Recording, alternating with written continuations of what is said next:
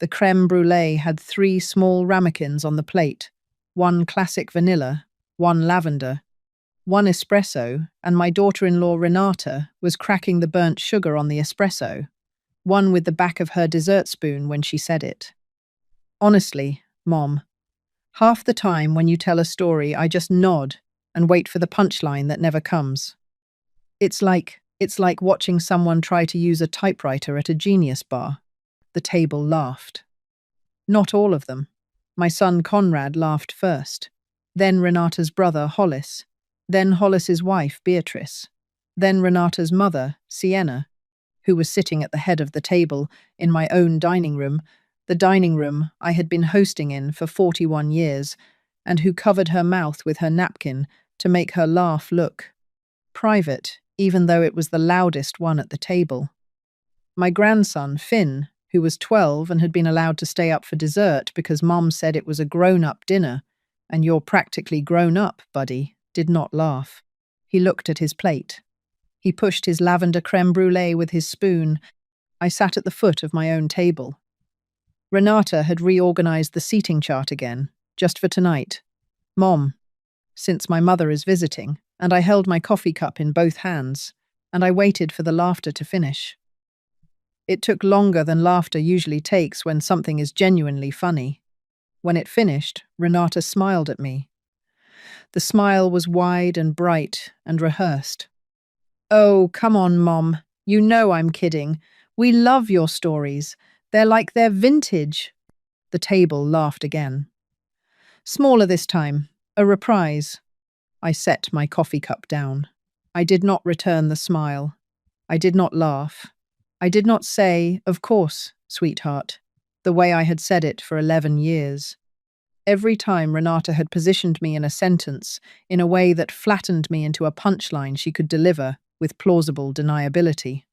I looked across the dining room toward my own kitchen. The light over the sink was on.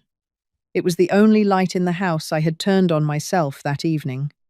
Because Renata had handled the dining room lighting, and Sienna had handled the candles, and Conrad had, in his way, handled nothing at all.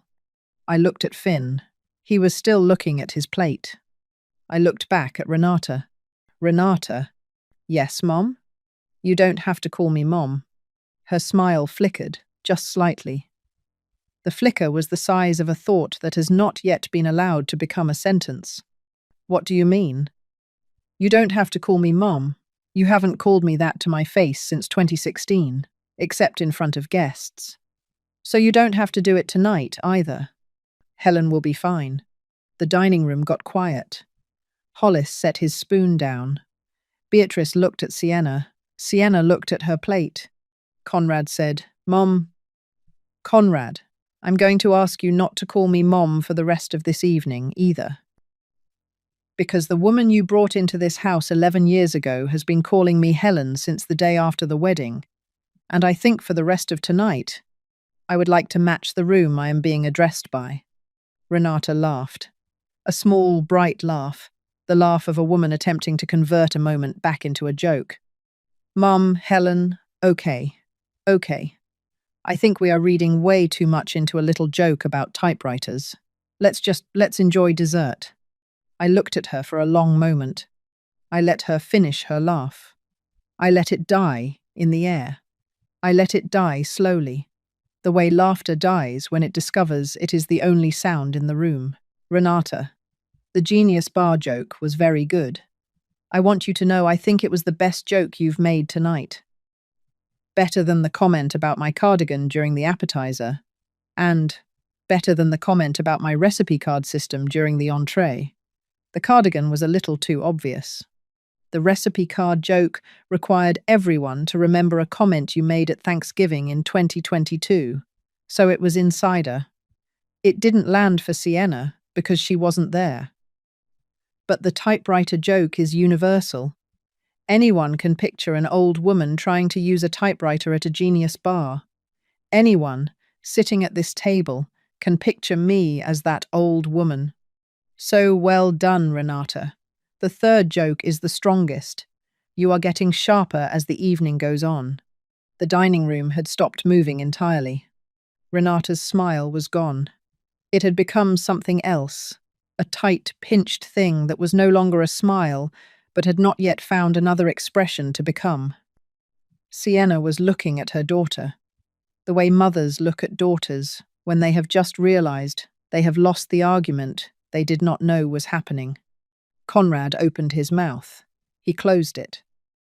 He had been opening and closing his mouth in this house for 43 years, every time a woman who was not his mother said something cutting to a woman who was, and he had not yet learned that you have to make a sound when you open your mouth, or it does not count. I picked up my coffee cup. I drank what was left of it. I set it down. Finn, sweetheart. He looked up. I want you to know I think you are the kindest person at this table tonight. I want you to know that I love your lavender crème brûlée, even though you have not eaten any of it, because you have very good manners, and you wanted me to think you had eaten some.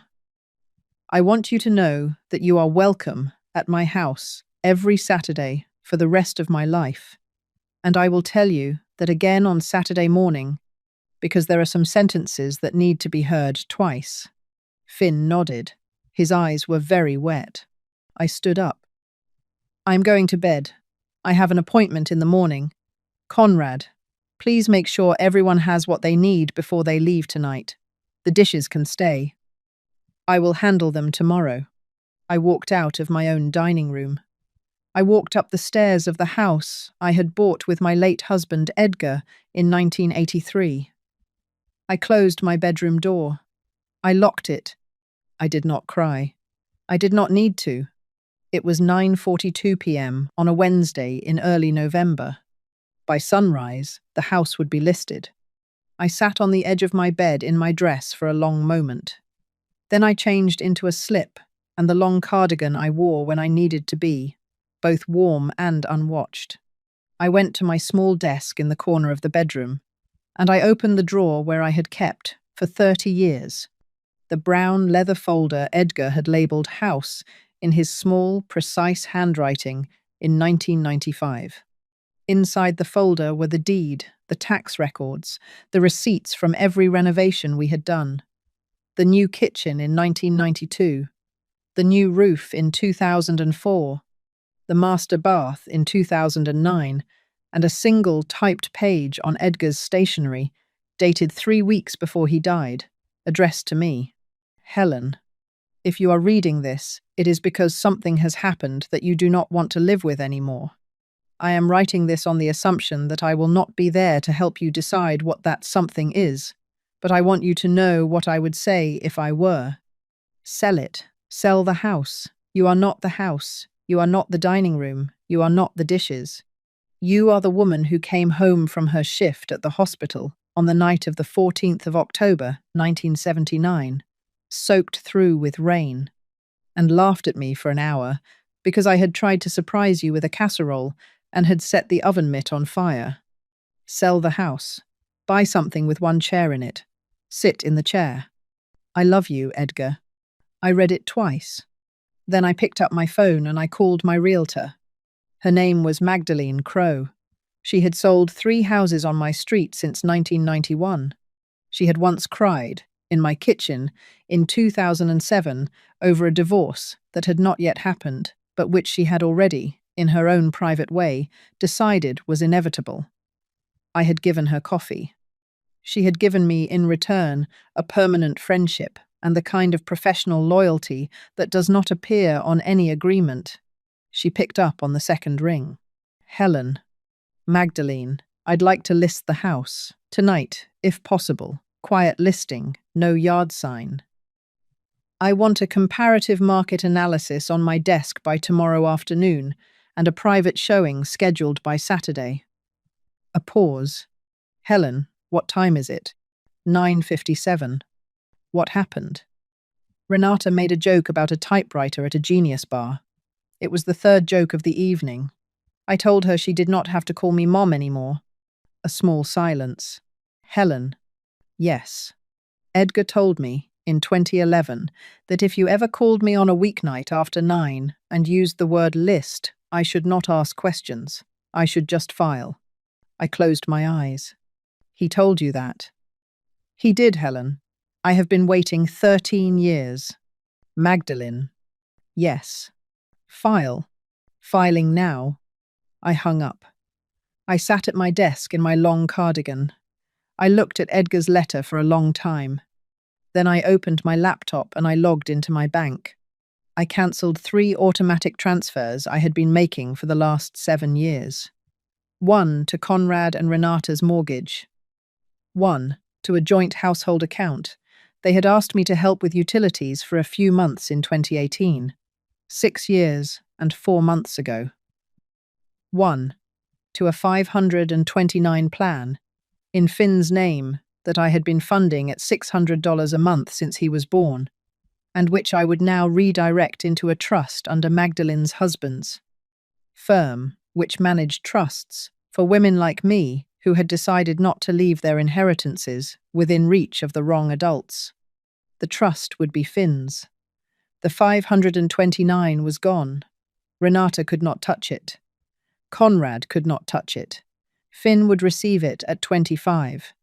I closed the laptop. I went to bed. I slept for 4 hours and 22 minutes. I did not dream. At 6:14 a.m., on Thursday morning, I was sitting at my kitchen table with a cup of coffee, black, in the chipped mug. Edgar had bought me in Vermont in 1996, when my phone buzzed. It was Magdalene. Listing went live at 5:58 a.m. Private to my MLS network only. 3 agents already asked for the comp. I texted back. Send me the comp when it's ready. She sent it at 7:03 a.m. The house. 4 bedrooms, 2.5 baths, a third of an acre, a screened porch, a fireplace. A kitchen renovated in 1992 and slightly tired, by current standards, would list at $1,180,000. I had paid $148,000 for it in 1983. I sat with that math for a moment. Then I drank my coffee. Then I called Magdalene back. Magdalene. Schedule the private showing for Saturday at 11. If you have a serious cash buyer, I want them first. Helen. I have someone in mind. A woman from Pittsburgh, surgeon, recently widowed. She has been looking for a house with a screened porch for 14 months. I closed my eyes. Magdalene. Yes. Tell her about the porch. I already did. At 8:47 a.m., Conrad called me. I let it go to voicemail. Mom, please pick up. About last night I should have said something. I know I should have. Renata is upset this morning. Sienna left at 7 for the airport. The whole house feels. Mom, please call me back. I deleted it. At 9:12 a.m., Renata called. I let it go to voicemail. Helen, listen. I think we both said some things last night that we didn't mean. I want to apologize for the typewriter joke. It was a stupid joke. I have been under a lot of stress and I should not have said it. Can we talk? Please. Conrad is beside himself. I noted she had said Helen. I noted that she had apologized for the typewriter joke, not for the recipe card joke, or the cardigan joke, or the 11 years of jokes that had preceded them. She had apologized for the joke I had pointed at, because she thought the way to make this stop was to retract the specific item I had named. She had not yet understood that the item was not the problem. I deleted the voicemail. At 10:18 a.m., Finn texted me from his mother's phone. Grandma, Mum doesn't know I have her phone. Are you okay? I'm sorry about last night. I texted back immediately. Sweet pea. I am fine. You did not need to apologize. None of last night was your fault. I will see you on Saturday morning at 10, front door. Come hungry. I am making pancakes. A long pause. Then, pancakes, okay. Then, 3 minutes later, Grandma, Mum is crying. I sat with the phone for a long moment. Then I wrote, I know, sweet pea. Adults sometimes cry when they realize a thing they thought was a joke was not a joke. It is the right kind of crying. You don't have to do anything about it. You just have to eat pancakes on Saturday. He sent back a single emoji. A heart. I closed my phone. I went to the lawyer's office at 1 p.m. Her name was Theodora Vance. She had drafted my will after Edgar died. I had not updated it since 2018. Theodora, I want to remove Conrad as primary beneficiary. She did not blink. She had been a probate lawyer for 41 years. She had stopped blinking at sentences like that in 1988. Tell me what you want instead. Finn gets a trust. Untouchable by his parents, he receives it at 25. The trustee should be your firm. Conrad receives a one-time legacy gift of $50,000 on my death, to be paid only if he has, by the time of my death, completed 24 months of consecutive therapy with a licensed therapist whose receipts are submitted annually to your firm. If he has not, the $50,000 redirects to the trust. Theodora looked up. Helen. Yes. That is a behavioral incentive clause. Yes. It is unusual. Theodora. My son has not done 24 consecutive months of anything that required him to look at himself in 11 years. If he wants the legacy gift, he can earn it. If he does not, the money goes to his son, who will, at 25, look at himself for the rest of his life, because that is what Finn does.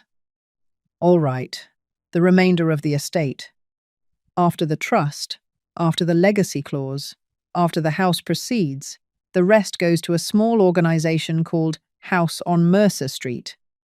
They provide legal aid for elderly people facing financial exploitation by family. I do not need legal aid. I have you. But there are women on my street who do not have me. And who do not have you, and who are sitting at their own dining tables tonight, being made into punchlines by their daughters-in-law.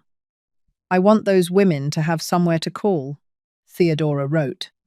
She wrote for a long time. When she was finished, she slid the documents across her desk, and I signed them. I signed them in the cream silk blouse Edgar had bought me in 1989. The pearl earrings, the navy skirt. When I stood to leave, Theodora walked me to the door. Helen. Yes. The behavioral clause for your son. I want you to know I have drafted 3 of those in my entire career. The other 2 were before 2001. I have not been asked for one in 23 years. Theodora. Yes. Why have you not been asked? She looked at me for a moment. Because most mothers, Helen, are afraid that asking their adult sons to look at themselves is the same as not loving them. You are the first mother I have met in 23 years who has understood that it is the opposite. I closed my eyes. Theodora. Yes. Edgar would have liked you. I would have liked Edgar. The private showing happened on Saturday at 11. The widowed surgeon from Pittsburgh arrived at 10:53 with a small notebook and a serious face. Her name was Imogen. She had short grey hair and the careful posture of a woman who had stood in operating rooms for 30 years. She walked through the house slowly. She stopped at the screened porch. She stood there for a long time. When she turned around, her eyes were wet. Mrs. I'm sorry, Helen. Helen is fine. My husband and I were going to retire here, to this town. He always said we needed a screened porch. He died in February. I was looking for a screened porch when I called Magdalene last month. I told her I would know it when I saw it. I looked at her for a long moment. Imogen. Yes. Do you want the house? Yes. At asking. Cash. Cash. I smiled. Then it's yours. She started crying. She tried not to, and then she did. She covered her face with her hand. I let her cry. I had not cried in this house since Edgar died, and somehow it felt appropriate that another woman would be the one to cry in it before I gave it to her. After a moment, she looked up. Helen, may I plant something in your garden? For my husband, just a small thing. I won't change the layout. Imogene, plant whatever you would like. The dogwood in the back is from 1985. The hydrangeas are from 2003. The rosebush by the kitchen window was planted by my grandson when he was 4, and it bloomed for the first time last year. He's coming over this morning for pancakes. You can meet him if you like. She nodded. She wiped her eyes. Finn arrived at exactly 10 a.m, as I had asked him to. He came through the front door alone. Conrad had dropped him off at the curb and driven away without looking at the house, and he was wearing a hoodie and a backpack and the careful expression of a 12-year-old who has been told by his mother to be normal at Grandma's house. I introduced him to Imogene. He shook her hand. He was very polite. Then he asked her, with the directness only 12-year-olds have, "Are you the one buying Grandma's house?" "Yes." "Will you be nice to it?" Imogene knelt down, so she was looking at him at eye level. "I will be nice to it. I will plant a new tree in the backyard for my husband, who died last winter. I will keep the rosebush by the kitchen window. I will leave the hydrangeas alone." Finn nodded, very seriously. "Okay." He looked at me. "Pancakes?" "Pancakes." We made pancakes together at my kitchen counter, while Magdalene and Imogene finalized the paperwork at my dining room table. Finn asked me to teach him how to make the batter from scratch. I taught him. He measured the flour. He cracked the eggs. He spilled a little milk and apologized 3 times. I told him, milk has been spilled in this kitchen since 1983, and the floor would survive him too.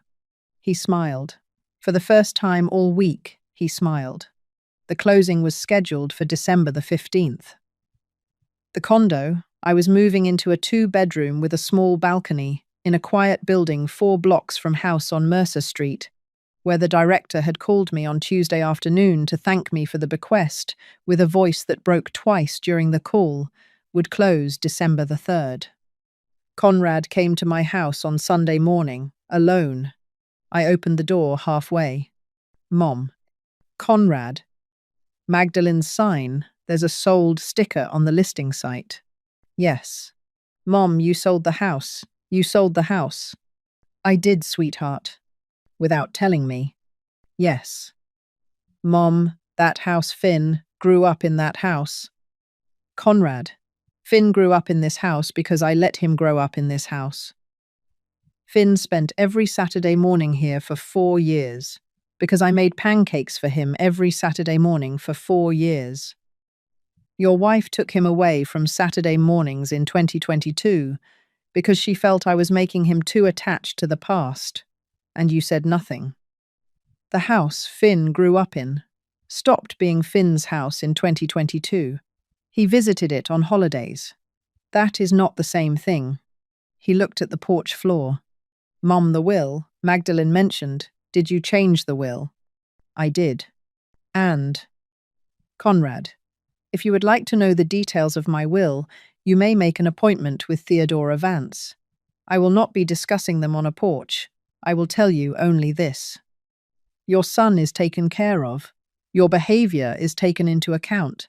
The rest is between me, my conscience, and the law." He nodded slowly. He sat down on my porch steps. He put his head in his hands. "Mom, Renata won't talk to me. Sienna told her last night. Over the phone, Sienna told her she was ashamed of her. Renata has not stopped crying. Sienna told her that. Yes, from the airport. She called Renata from the gate before she boarded. She said, 'Mom,' she said, 'I watched you mock a woman who has fed us for 11 years, and I did not stop you. And I will never forgive myself for that. But I will not be in that house again until you have apologized to her in your own words and not in a voicemail.' I closed my eyes. I had not expected that. Conrad. Yes. That is the most useful sentence anyone in your wife's family has ever said." He nodded. He looked up. "Mom, what do I do?" "Conrad, you go home. You tell Renata the truth, which is that I sold the house. You tell her that I changed the will, but you do not know the details, because that is true. You tell her that Finn had pancakes here yesterday and that he laughed for the first time all week. You tell her that the door to my new condo is not closed to her, but it is also not open. It is at exactly the same distance from her as her own behavior over the next 2 years will determine. 2 years. 2 years, Conrad. The same 2 years that determine whether you receive your legacy gift. His head jerked up. You. Make an appointment with Theodora if you want the details. I am not finished with my morning. I closed the door. That night I sat in my kitchen for the last time. The house was almost empty. Magdalene had arranged movers for the following Tuesday. Imogene had asked if she could come visit the screened porch one more time before the closing, just to measure for a chair. I had said yes. I wrote one line in the small notebook I had started keeping the morning after the typewriter joke. They mocked me over dessert.